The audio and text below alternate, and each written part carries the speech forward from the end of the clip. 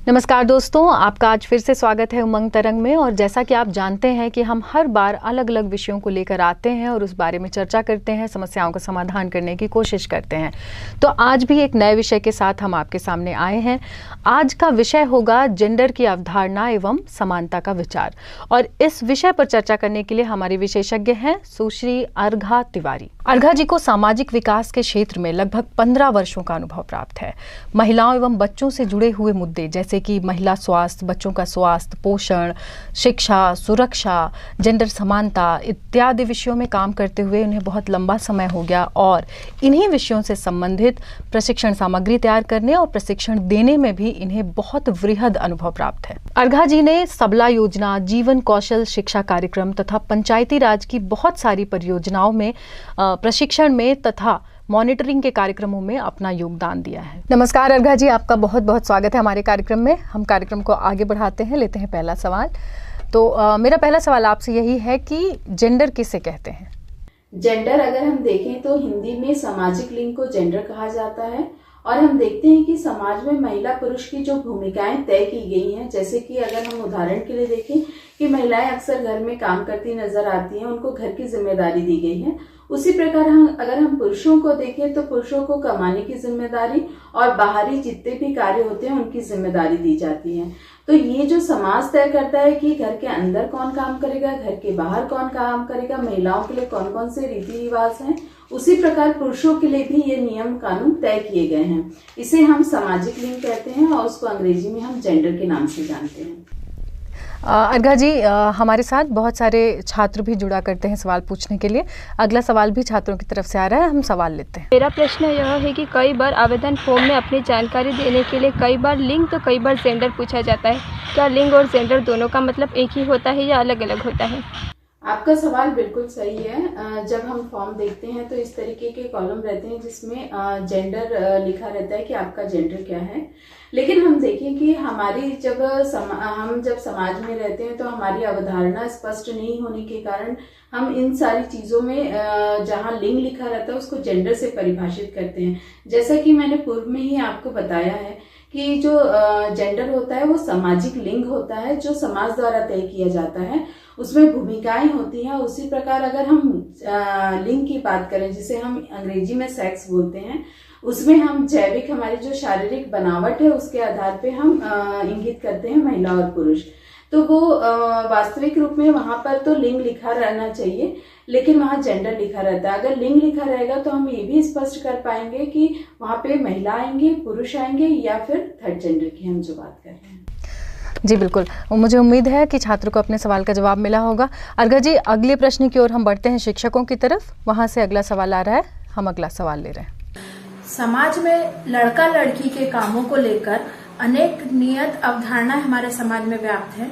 महोदय से मैं पूछना चाहती हूँ कि समाज के द्वारा निर्धारित यह अवधारणाएं हमारे व्यवहार को किस प्रकार प्रभावित करती हैं? बहुत अच्छा सवाल है आपका। अगर हम देखें तो हमारे समाज में, हमारे परिवारों में बच्चे जो होते हैं वो बचपन से ही उनका जिस तरीके का समाजीकरण होता है वो घर से भी प्रभावित होता है, स्कूल से भी प्रभावित होता है, दोस्तों से भी प्रभावित होता है। और हम देखते हैं कि लड़का और लड़की जो जिस तरीके के कार्य करते हैं और सीखते हैं उसके परे भी वो काम कर सकते हैं। लेकिन समाज के नियम ऐसे होते हैं जिसके तहत ये तय कर दिया जाता है। जैसे मैं आपके साथ कुछ उदाहरण प्रस्तुत करूंगी कि जैसे कि हम देखते हैं कि लड़कियों को घर के ही कामों की जिम्मेदारी दी जाती है। एक छोटा उदाहरण है कि झाड़ू लगाने का। झाड़ू लगाना मतलब कि लड़की की जिम्मेदारी है, वो लड़का भी कर सकता है, लेकिन कभी उस तरीके का उसे अवसर नहीं दिया जाता है। हमेशा उनको दूसरे कामों को करने के लिए कहा जाता है। जैसे कि घर के बाहर क्रिकेट खेलना हो, सामान खरीद कर लाना हो, या किसी तरीके का किसी लोगों के साथ उनको बातचीत करना है बाहरी व्यक्ति के साथ, तो वो उनको सिखाया जाता है। लेकिन कहीं ना कहीं अगर हम देखें तो इन सारी चीजों से जो हमारे किशोर किशोरी हैं कहीं ना कहीं बंध जाते हैं। और जहां पर एक मदद वाली भी भावना आनी होती है वो भावना नहीं आ पाती है, क्योंकि हमारा समाजीकरण उन चीजों को रोक देता है कि अगर मैंने कभी किसी की घर के कामों में मदद नहीं की है तो आगे चल के भी शायद मैं उस चीज को अगर लड़का है तो करने में उसको हिचक महसूस होती है। उसी प्रकार लड़की है, अगर लड़की आगे की शिक्षा लेना चाहती है, बाहर नौकरी करना चाहती है, तो उसके लिए भी काफी संघर्ष और चुनौतियां दिखाई देती हैं। तो हम देखें तो उनके इस तरीके की भूमिकाओं में कहीं ना कहीं उनके व्यवहार को बहुत ज्यादा अवरोध होता है, जिसके कारण वो एक दूसरे की मदद नहीं कर पाते हैं।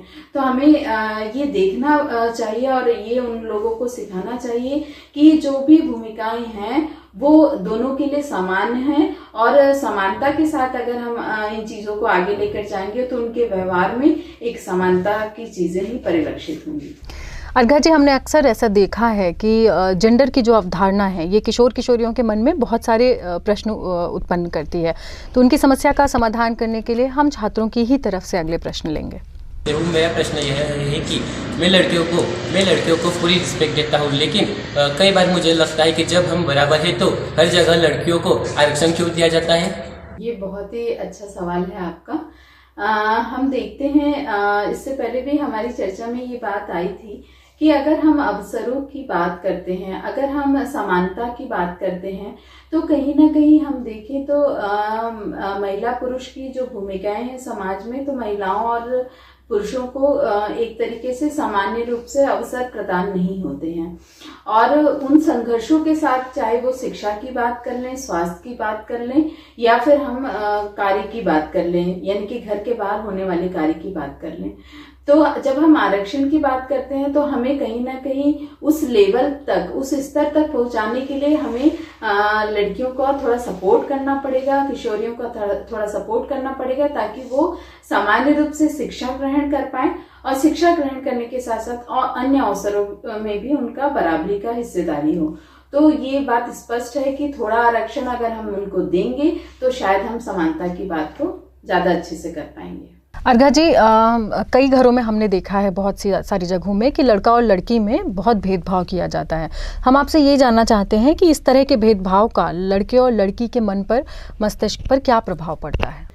जैसे कि हमने पहले ही चर्चा किया था कि सामाजिकरण का उनके जीवन पर बहुत गहरा प्रभाव पड़ता है।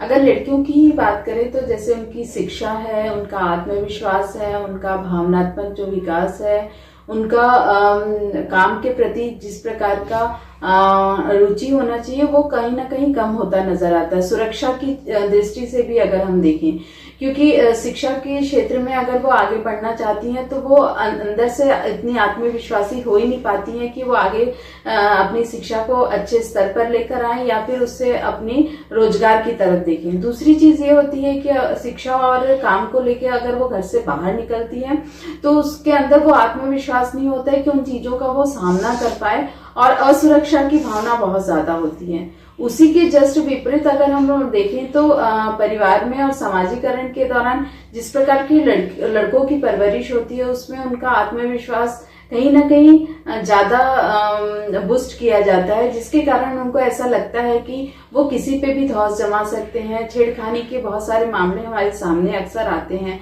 वो उन चीजों का फायदा नकारात्मक दृष्टि से उठाने की कोशिश करते हैं।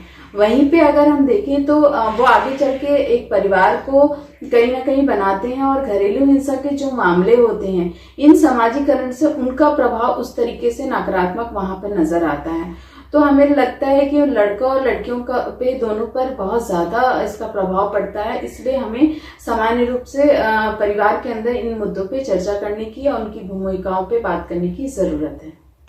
अगला सवाल भी छात्रों की तरफ से आ रहा है, हम सवाल लेते हैं। और मेरा प्रश्न ये है कि लड़कियों पर ही समाज और परिवार द्वारा अधिक पाबंदी क्यों लगाई जाती है? ये तो हम देखते हैं हमारे समाज और परिवारों में, ये अक्सर हमको सुनने में मिलता है, और कहीं ना कहीं ये हम सब उस चुनौतियों का सामना करते हैं। और समाज में लड़कियों पे पाबंदियां लगाने का सिर्फ एक कारण नहीं है, उसके साथ कई कारण जुड़े हुए हैं। एक तो ये है कि पाबंदी लगाने के पीछे के कारणों को अगर हम देखें तो एक तो उनकी सुरक्षा का सबसे बड़ा अहम मुद्दा आता है कि अगर हम पाबंदियां नहीं लगाएंगे तो हो सकता है कि वो असुरक्षा की उसमें आ जाए, दायरे में आ जाए। लेकिन वहीं पे हम दूसरी चीज देखें तो पाबंदियां लगाना तो एक तरीके से ये कह सकते हैं कि हमको प्रोटेक्शन देना है लड़कियों को, लेकिन क्या कभी हमने इसके विपरीत एक सवाल को कभी किया है कि पाबंदी हम किससे लगाएं?